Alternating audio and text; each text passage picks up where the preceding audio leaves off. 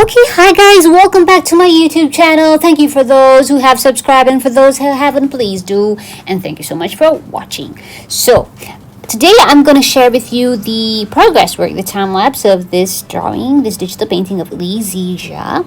I will also, like the previous video, share with you the brushes that I use in this. Then towards the end, I will share the time lapse. So, this is the original reference photo that I used to make this. So as you can see, he has this sort of energetic aura vibe going through him. It's like, yeah, and I wanted to capture that. So in this digital painting, I decided to make it more energetic, which is why I added these swooshes. As you can see, whoosh, these swooshes. And if you look in closely, it is a very heavy brush strokes. Okay, very heavy brush strokes. Usually my other digital paintings, it will be more refined and smooth, but because I wanted to capture the energy that he brings out in this photo, I decided to go with the heavier brush strokes. So which brush stroke did I use this time? So let me show you. Okay, for this one, hang on, yeah, so as you can see here, wait, I used mainly two brush strokes. One is the Kadiri, this one, Kadiri's pencil-like, and also another one is under painting, which is old brush, dry brush, I think, and a little bit of oil paint as well. So I had to use Kadiri for the finer edges like this one. Hold on, sorry about that. Okay, I had to use Kadiri for this one. As you can see, for me to be able to get like the edges, you know, to get the edges correct and then to color it in later. Like, it would be difficult for me if I were to immediately use this kind of brush. So to be able to capture certain, because these are smaller details, so I had to use the Kadiri brush, which is a Kadiri pencil brush. And like also for like this, for this detail, yes, I use the Kadiri, and as well as these tennis racket. Okay, let me show you the ones before I added the chromatic aberration. So there you go. You can see the lines here. It's what I use, but thinner. Okay, so yeah. So that is the one I used for this one. Okay, so let's move on. Okay, let's clear this one. Okay, so I just want to show you the sample. So as for the Kadiri brush, this is what you get. Hold on, sorry, wrong layer. Okay, so yeah, so these are for the finer details that I use to like draw for the hands and stuff. And for the skin texture, I used a lot of this, the old brush. Let's just find a skin texture somewhat. Okay, so this is the brush that I use, but the thing is with this brush, it's a bit hard to control, so you just got to know how to just mix it in properly. Okay, just like mix it in, you know, do this and that, just mix it in, because it will take the other colors and mix it in all together. So you got to know how to control and where to go. So I find that this brush is really cool if you want to make this heavy kind of paint style. So dry brush is also very helpful, but it's even harder to control because it's like a dry brush. Imagine you using a real paintbrush, but it's like super dry. So this is very hard to control. Old brush is better, in my opinion. And for the whooshes here, okay, for this whoosh that you see here, I used oil paint. I use this a lot. Usually for my backgrounds, I use oil paint a lot. Okay, let's do this. Let's go for the, okay, whoops, let's make it thicker. See, that's where I use it. Okay, and then also it tends to, like a real paintbrush, it would mix together with the colors that are underneath. So you got to know how to play around with it. So I find that these were the main brushes that I used for this digital painting. Also, okay, this is the final piece. This is the final piece.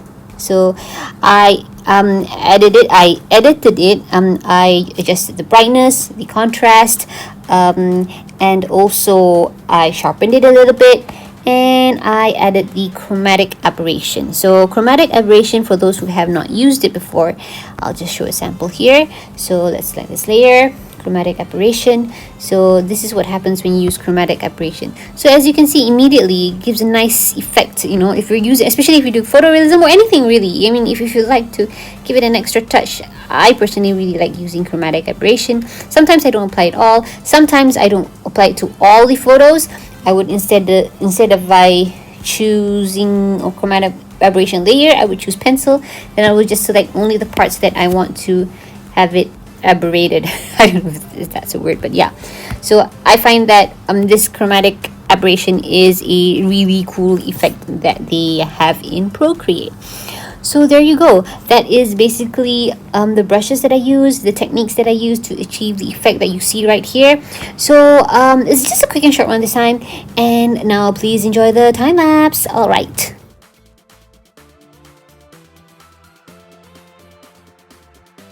Now you're watching the time lapse. So as always, I like to do the outline first. I outline to be able to fill it in. So here, as you can see, I inverted the black outline to white because I wanted to have a black background, because it would be easier for me to start painting it in. It acts as a foundation for my digital paintings. I forgot to show you earlier how it looks without the black background, because if I were to remove the black background, it would be very you would see like these empty spots behind the skin. But in here, when you towards the end, it really helps become as a foundation to the skin, so I don't have to like paint every single part of the skin or parts of the clothes or whatever that I have to paint in. So having a colored background absolutely helps, and I keep on doing this in all of my digital paintings. So sometimes people are curious as to how I can do it so quick. So this is one of the methods that I use to help me make my work become a bit faster. So after I have done doing the rough outline, I color it in. So like you see the little logo on the badminton racket, that I did it on a different layer. I multiplied, I think, or was it darken? I can't remember exactly which filter that I use to have it see through like it is in the reference photo. So then I added in the swooshes, as you can see, with the oil paint brush that I showed in earlier. So then I continue on adding like this detail. I used the Kadiri pencil, and then I would switch back and forth to different kind of brushes depending on where I paint. So here again, I would be using the old brush. The old brush is the brush that I use. So for the Malaysian flag, the Kadiri, and here I would be using again the dry brush. Oh, I think I did use some Anix here as well, just to fill it in. And then I also forgot to show you that how I sometimes blend it in. I would use the Haze Long smudge. If you look in my previous video of the old man, I did show you the Haze Long smudge that I use. So in this case, I used Haze Long. I think it was flat brush. Which kind of had the brush effect. So it maintains the effect that I want to achieve, which is slightly brush paint strokes. So it is important for you to select the suitable brush when you want to smudge, because I used to not like smudging, but smudging helps a lot and it saves a lot of time instead of having to paint it over. So why not use the tools that are already there? So yeah. And furthermore, I do realistic work, so I have to reduce the time of me spending on an artwork. So smudging helps a lot. So yeah, I am now okay with smudging, but I'm very selective about it. Alright, so yeah, just continue on watching, then I'll catch up to you in a bit towards the end of this video. Alright.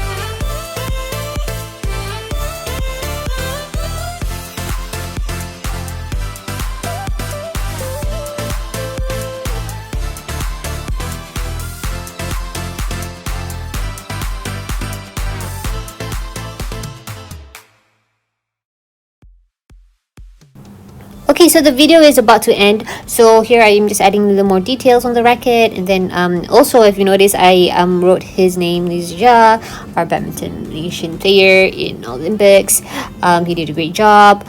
He's very young. He's only like 23. I think he's gonna be great in the future. So good luck to you, and thank you so much for representing Malaysia. We are very proud of you. So anyway, so yeah, I added some more details. I just look back at the reference photo, and whatever I'm not satisfied with, I just touch up here and there. Then I would adjust the brightness and saturation, and I added a little bit more effect to create the final outcome, which is chromatic aberration. I did mention this earlier in the video. I did my signature, and we're about done. So thank you so much for watching, and till the next video, bye.